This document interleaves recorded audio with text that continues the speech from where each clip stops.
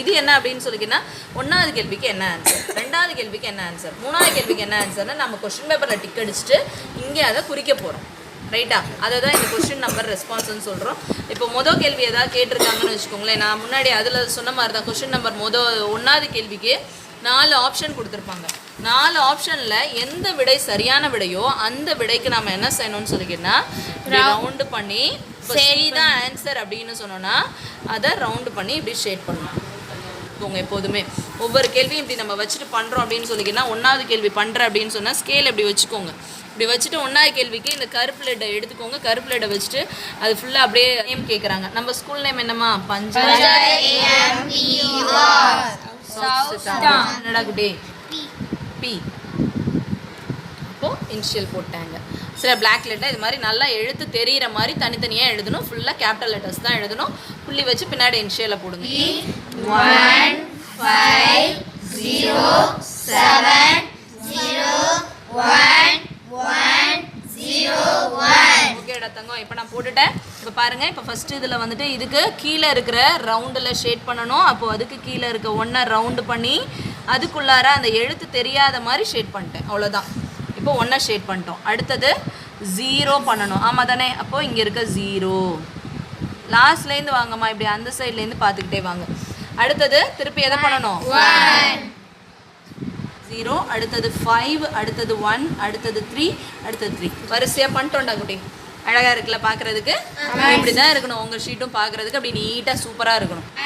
4 2 8 0 0 3 7 1. நல்லா தெரிகிற மாதிரி நல்லா தள்ளி இந்த கட்டத்துக்குள்ளார நல்லா பெருசாகவே எழுத முடியுதுமா. சரியா? கொஞ்சம் பெருசாகவே எழுதிக்கலாம். இப்போ இதை நம்ம ஷேட் பண்ணிக்குவோம். இங்கே 1 பண்ணிட்டோமாம்மா.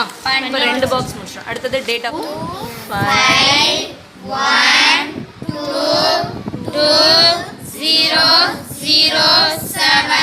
ஓகேடா தங்கம். இதுக்கும் எந்த சைட்லேருந்து பண்ணிட்டு வரணும்? இந்த சைட் லாஸ்ட்லேருந்து பண்ணிட்டு வாங்க. 7 முதல்ல. ஈஸியாக இருக்காமா? நம்ம பண்ணலாமா? இப்படி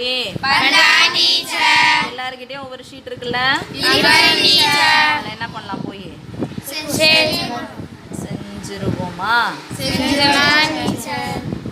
அடுத்தது 0க்கு அடுத்தது 2, அடுத்தது இங்கேயும் ஒரு 2. சரி, இப்படி பண்ணா ரைட்டா? இப்படி பண்ணலாமா? பண்ணாமல் விட்ட அப்படின்னு சொன்னால் நல்ல லைட்டு ரிஃப்ளெக்ட் ஆயிரும். அது ஆன்சரை எடுத்துக்காது.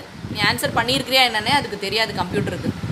சரியா? இப்போ நம்ம 2, அடுத்தது 2, அடுத்தது 1, அடுத்தது 5, அடுத்தது 2 அப்படின்னு சொல்லிட்டு இதை முடிச்சிட்டோம். அடுத்தது கிளாஸ் சொன்னேன். Class number 7.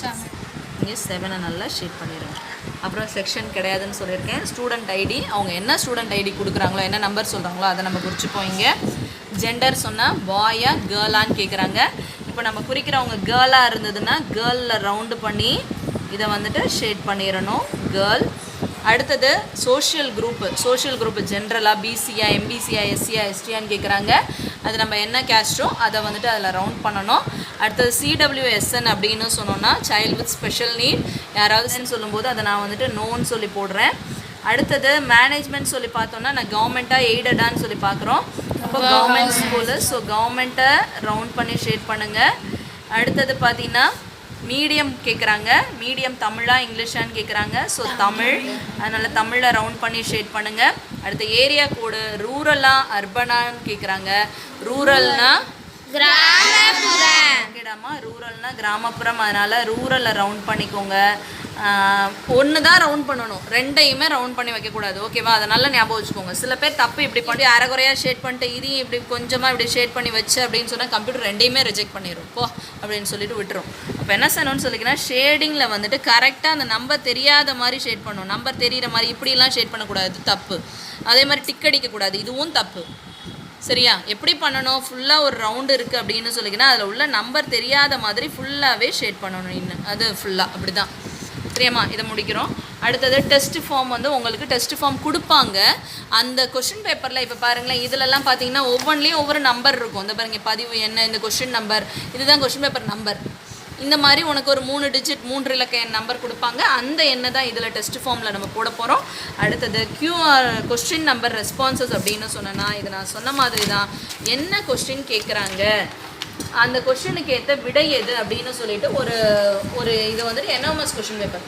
இதில் வந்துட்டு ஒரு கொஸ்டின் இருக்குது அப்படின்னு சொல்லிக்கிட்டா இந்த கொஸ்டினுக்கான விடை என்ன அப்படின்னு சொல்லிட்டு 4 ஆப்ஷன் கொடுத்துருப்பாங்க. அந்த ஆப்ஷனில் நம்ம இப்போ 2 டிக் பண்ணுறோம் அப்படின்னு சொல்லிக்கிட்டோன்னா 25வது கேள்விக்கு 2வது ஆப்ஷன் தான் விடை.